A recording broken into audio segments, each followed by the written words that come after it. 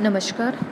GPC Jhunjhunu के YouTube channel पर मैं शैलजा चौधरी आपका स्वागत करती हूँ। जीपीसी झुंझुनू लेकर आया है आपके लिए कॉन्सेप्ट ऑफ फिजिक्स की सीरीज, जिसमें आज का हमारा चैप्टर है chapter number 1, physical world unit and measurement.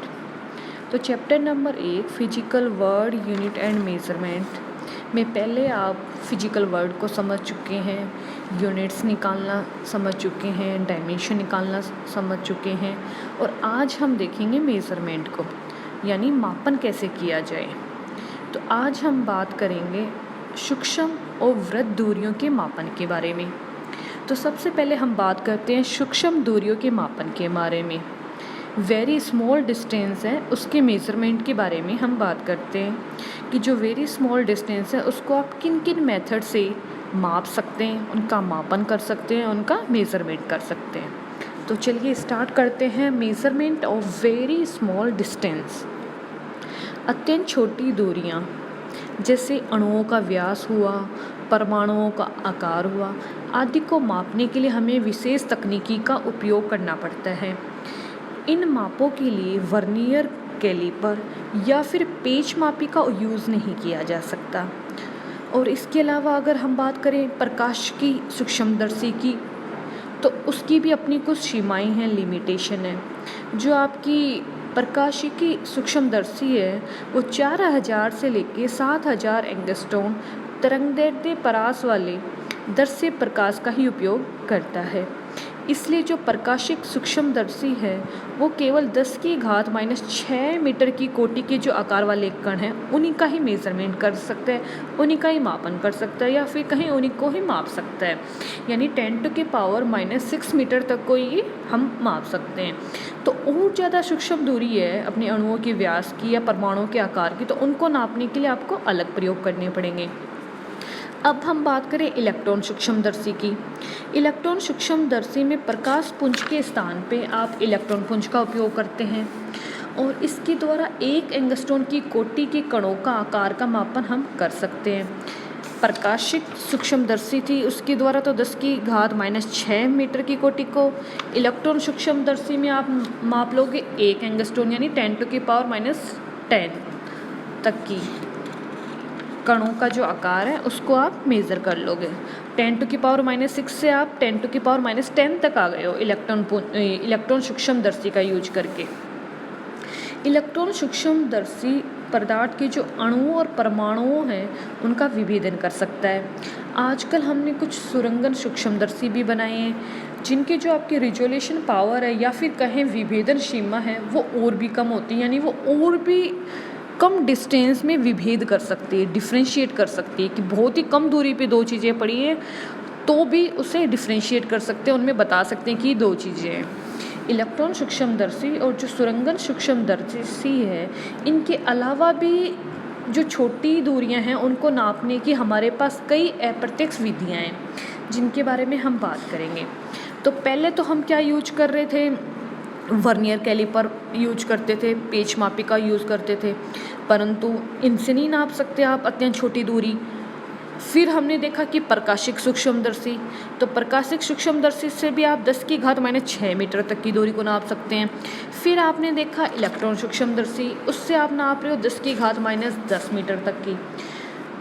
अब हम और भी छोटी डिस्टेंस को नापने की अलग विधि का अध्ययन करेंगे कि जिनसे अत्यंत सूक्ष्म परमाणु के आकार 10⁻⁻15 या फिर कहें उसकी जो अणु का व्यास है, परमाणु का आकार है, इन दूरियों को नापने के लिए हम किन विधि का यूज़ करें उनकी बात करेंगे। तो सबसे पहली अप्रत्यक्ष विधि की हम बात करें तो वो है कि आणविक व्यास का निर्धारण हम कैसे करें, मोलिकुलर जो साइज़ है उसका डिटर्मिनेशन हम कैसे करें। तो स्टार्ट करते हैं इससे। यह ओलिक एसिड के अणुओं का व्यास मापने की व्यवहारिक विधि है। ओलिक एसिड एक द्रव है जिसके अणुओं का व्यास अपेक्षाकृत ज़्यादा होता है। इस विधि में जल पे ओलिक एसिड की सबसे पतली फिल्म बनाई जाती है। फिल्म की जो मोटाई है वो मॉलिक्यूलर साइज़ के बराबर मानी जाती है। इसके लिए 20 सेंटीमीटर क्यूब अल्कोहल में 1 सेंटीमीटर क्यूब ओलिक एसिड को हम घोलते हैं। फिर इस घोल का 1 सेंटीमीटर क्यूब जो आयतन है उसको लेकर 20 सेंटीमीटर क्यूब अल्कोहल में घोलते हैं। इस प्रकार इस घोल की सांद्रता जो C है वो आ जाएगी 1/20 गुणा 20, तो 1/400 सेंटीमीटर क्यूब ओलिक एसिड बटा अल्कोहल। अब इस घोल की कुछ बूंदें लेकर एक समतल और चौड़ी ट्रैक में भरे जल के ऊपर डाल देते हैं। माना कि इस घोल की जो n बूंदें हैं वो जल के पृष्ठ पर डाली जाती है। ओलिक एसिड की फिल्म को जल के पृष्ठ पे सावधानी से हम फैला देते हैं और समय के साथ साथ अल्कोहल है वो वाष्पीकृत हो जाता है, जबकि ओलिक एसिड की फिल्म है वो पीछे रह जाती है। ट्रेसिंग पेपर व ग्राफ पेपर की सहायता से हम फिल्म का जो क्षेत्रफल है वो सावधानीपूर्वक नाप लेते हैं। तो हमने माना कि प्रत्येक बूंद का आयतन है 20 सेंटीमीटर क्यूब, तो n बूंदों का आयतन, घोल की जो n बूंदें हैं उनका आयतन हो जाएगा n20 सेंटीमीटर क्यूब। घोल में ओलिक एसिड की मात्रा या फिर हम आयतन की बात करें तो वो कितना आएगा NV गुणा 1/400 सेंटीमीटर क्यूब। यदि फिल्म की मोटाई T हो तो फिल्म का पृष्ठ क्षेत्रफल A हो तो ओलिक एसिड का आयतन क्या हो जाएगा, उसका क्षेत्रफल और गुणा उसकी मोटाई, यानी A × T centimetre cube. Equation 1.14 वो 1.15 की हम अब करेंगे कंपैरिजन, तुलना। तो दोनों की तुलना करेंगे तो क्या आ जाएगा, AT बराबर आ जाएगा NV गुणा 1/400 के। इससे T की वैल्यू आ जाएगी NV/400 A सेंटीमीटर में। यदि हम ये माने कि फिल्म की मोटाई केवल एक आणविक व्यास की है तो इस समीकरण की सहायता से हम फिल्म की मोटाई को ज्ञात कर सकते हैं। भी आपको T फाइंड आउट करना है तो NV/400 A, N की वैल्यू रख दोगे आप, N बूंदें मानी थी, V आपका आयतन माना था प्रत्येक बूंद का, 400 तो कांस्टेंट है, A आपका क्षेत्रफल है। इन सब की वैल्यू पुट करने पे आपके पास T की वैल्यू आ जाएगी। अब हम देखते हैं परमाणु के जो आकार मापने की दूसरी विधि को, उसे कहेंगे अवोगाद्रो विधि। परमाणु की त्रिज्या क्या आती है, R बराबर क्या आता है Vm/2πm, इन सब की पावर 1/3, जहाँ पे m क्या होता है, आपके पदार्थ का द्रव्यमान होता है स्मॉल m, कैपिटल M होता है पदार्थ का परमाणु भार, जबकि V है वो होता है पदार्थ का घेरा हुआ आयतन, और कैपिटल N है वो होता है अवोगाद्रो संख्या, जिसकी वैल्यू होती है 6.023 गुणा 10⁻23 परमाणु, जो पदार्थ का लगभग 2/3 आयतन घेरते हैं। तो अवोगाद्रो की परिकल्पना के अनुसार किसी पदार्थ के 1 ग्राम परमाणु में 6.023 गुणा 10⁻23 परमाणु होते हैं, जो पदार्थ के लगभग 2/3 आयतन को घेरते हैं। तो इस प्रकार स्मॉल डिस्टेंस यानी अणुओं का व्यास या परमाणु का आकार हम वर्नियर कैलिपर, पेचमापी या फिर कहें प्रकाशिक सूक्ष्मदर्शी से ज्ञात नहीं कर सकते। इनके लिए आपको यूज करना पड़ेगा या तो इलेक्ट्रॉन सूक्ष्मदर्शी, इलेक्ट्रॉन सूक्ष्मदर्शी से भी आप 10⁻⁻10 तक ही निकाल सकते हो। तो फिर और छोटी दूरियों को के मापन के लिए आपको अवोगाद्रो विधि का यूज करना पड़ेगा। अब हम देखते हैं लार्ज डिस्टेंस के मेज़रमेंट की क्या विधि है आपके पास, यानी जो वृत्त दूरियां हैं, जो लार्ज डिस्टेंस है, उनका मापन आप किस तरह से करेंगे। तो स्टार्ट करते हैं वृत्त दूरियों के मापन से। बहुत बड़ी दूरियां जैसे चंद्रमा की पृथ्वी से दूरी कितनी है, किसी भी तारे की पृथ्वी से कितनी दूरी है, इनको आप मीटर पैमाने से या मापक टेप से नहीं नाप सकते। इतनी दूरी की हमारे पास मीटर पैमाना नहीं है। तो ऐसी लंबी दूरियां, ऐसी जो लार्ज डिस्टेंस है, उनको मापने के लिए आप लंबन विधि का प्रयोग करते हैं। लंबन का क्या मतलब है, यदि हम वस्तु को अपने सामने रखें और बारी बारी से अपनी बाईं व दाईं आंखें बंद करके इसे देखें तो हम देखते हैं कि पृष्ठभूमि के सापेक्ष वस्तु की स्थिति बदलती हुई प्रतीत होती है। इसी को लंबन कहते हैं। दोनों प्रेक्षण बिंदुओं के बीच की दूरी को आधारक या बेसिस कहते हैं।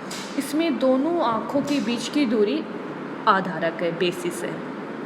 तो हम देखते हैं जो आपकी लार्ज डिस्टेंस है उसको मापने की लंबन विधि, क्या इसी को कहते हैं विस्थापन विधि। तो लंबन विधि या विस्थापन विधि से आप लार्ज डिस्टेंस को किस तरह से मापते हैं, तो देखते हैं। पृथ्वी से दूरस्थ जो ग्रह हैं या जो तारे हैं उनकी दूरी को मापने की ये सबसे अच्छी विधि है। चित्र के अनुसार किसी दूरस्थ ग्रह P की दूरी S ज्ञात करने के लिए हमें इसे पृथ्वी पर दो विभिन्न स्थितियों A व B से एक ही समय पे देखते हैं कि आपका तारा वो तो P पर है, ठीक है, और इस तारे P की एक तो A बिंदु पे कोई व्यक्ति खड़ा है तब देखेंगे ये दूरी, एक B बिंदु पे कोई व्यक्ति खड़ा है वो देखेंगे, यानी एक ही टाइम पे A से वो कितनी दूरी पे दिख रहा है और B से वो कितनी दूरी पे दिख रहा है। तो दो अलग अलग स्थिति जो A व B है उन पर एक ही समय पे हम उसकी दूरी S ज्ञात करते हैं। A व B के बीच की दूरी हमने मान लिया स्मॉल b है। इन दोनों स्थितियों से ग्रह की जो प्रेक्षण दिशाओं के बीच का जो कोण है उसे हम थीटा माप लेते हैं। तो कोण APB वो हो गया आपका थीटा, वो कहलाता है लंबन कोण या लंबिक कोण। ग्रह की पृथ्वी से दूरी बहुत ज़्यादा है, इसका मतलब है आप B/S है वो वेरी लेस देन 1 मान लेते। जो आपकी S डिस्टेंस थी वो कंपेरेटिव बहुत ज़्यादा थी उस स्मॉल b डिस्टेंस से, अतः जो आपका कोण थीटा है वो बहुत ज़्यादा छोटा आएगा। ऐसी स्थिति में हम AB को केंद्र P और त्रिज्या S वाली वृत्त का चाप B मान सकते हैं। तो कोण थीटा बराबर हो जाएगा चाप AB बटा दूरी S। AB क्या था स्मॉल b बटा S, यानी थीटा बराबर हो गया B/S। इससे स्मॉल s बराबर आ जाएगा B/थीटा।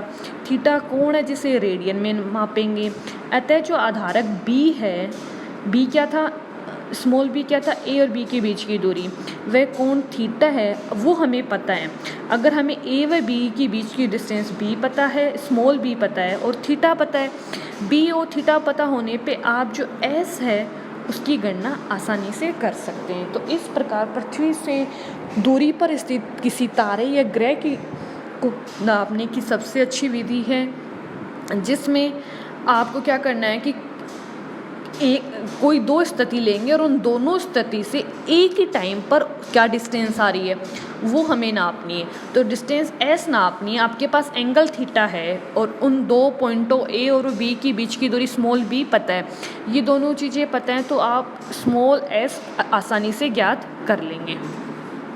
अब हम देखते हैं वृत्त दूरी के नापने की दूसरी विधि, आकाशीय पिंड का आकार ज्ञात करना, जैसे चंद्रमा का व्यास ज्ञात करना। लंबन विधि द्वारा किसी भी ग्रह का आकार अथवा कोणीय व्यास को हम निर्धारित कर सकते हैं, जैसे कि चंद्रमा के व्यास का निर्धारण किया जा सकता है। पृथ्वी तल पे O प्रेक्षण बिंदु है, हमने माना कि पृथ्वी तल पे O कोई प्रेक्षण बिंदु है। यदि चंद्रमा को दूरदर्शी के द्वारा देखा जाता है तब इसका जो प्रतिबिंब है वो एक वृत्तीय चकती के भांति बनता है। व्यास के विपरीत सिरों A व B के द्वारा आंतरिक कोण अल्फा को मापा जाता है, अर्थात कोण AOB होगा अल्फा, जो कि क्या होगा चंद्रमा का कोणीय व्यास कहलाता है। यदि पृथ्वी से चंद्रमा की माध्य दूरी S है तो AB बराबर क्या हो जाएगा S इंटू अल्फा। अल्फा आपका रेडियन में है, S आपका मीटर में है, तो चंद्रमा का व्यास D बराबर हो जाएगा AB बराबर S अल्फा। अतः S तथा अल्फा ज्ञात होने पे चंद्रमा का व्यास D है उसकी गणना आप आसानी से कर सकते हैं। चंद्रमा का व्यास क्या होगा S into alpha, S metre में, अल्फा रेडियन में। तो आपको S और अल्फा की वैल्यू अगर ज्ञात है तो आप चंद्रमा का व्यास ज्ञात कर सकते हैं। अब हम तीसरी बात करते हैं वृत्त दूरियों के मापन की प्रतिध्वनि विधि या फिर कहें परावर्तन की विधि। दूर स्थित पहाड़ी से सीधी ध्वनि के परावर्तन को हम क्या कहते हैं प्रतिध्वनि कहते हैं। कि आपने पहाड़ी पे कुछ भी बोला तो वो रिफ्लेक्ट होके परावर्तित होके आपको सुनाई देती है। आपने बोला उसके पीछे पीछे आपको एक और आवाज़ सुनाई देती है, जो वो एक और आवाज़ सुनाई दे रही है वही आपकी प्रतिध्वनि है। आपकी ध्वनि के पीछे पीछे जो आवाज़ सुनाई दे रही है वही प्रतिध्वनि है।